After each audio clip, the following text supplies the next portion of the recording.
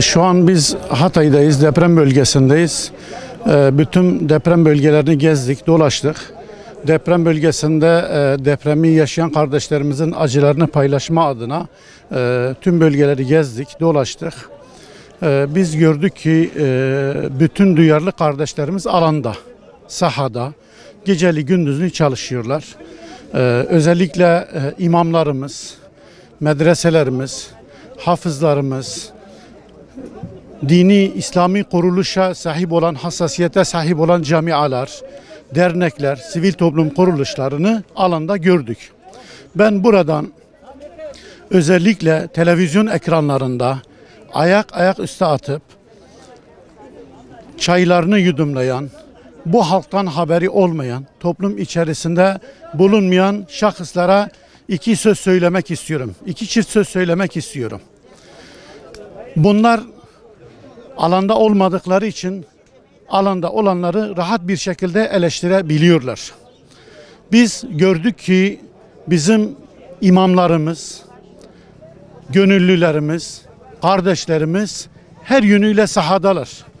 O ki cenaze çıkarıyor, o ki cenaze defnediyor, o ki çadır kuruyor, o ki yemek veriyor, o ki sıcak çorba ikramında bulunuyor, o ki su dağıtıyor, o ki sırtında saman dağlarda hayvanlara ot veriyor. Bunları gördük.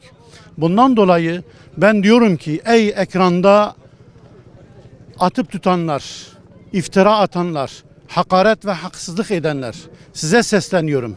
Sizleri meydanda görmedik, sizleri alanda görmedik, sizleri hiçbir çadırın kurulumunda görmedik, sizleri bir depremzedenin feryadına koşarak onlara teselli verdiğinizi görmedik, destek olduğunuzu görmedik. Onların acısına acı kattınız, onların yaralarına tuz bastınız ve onlar hiçbir zaman sizi unutmayacak. Sizi sahada ve alanda görmek istiyoruz. Onların derdini, onların sıkıntılarını bizatihi görmenizi istiyoruz. Siz bu derdi, bu acıyı yaşamadığınız için buradan rahatlıkla atıyorsunuz, tutuyorsunuz. Ve buradan, ekrandan sizlere yazıklar olsun diyoruz.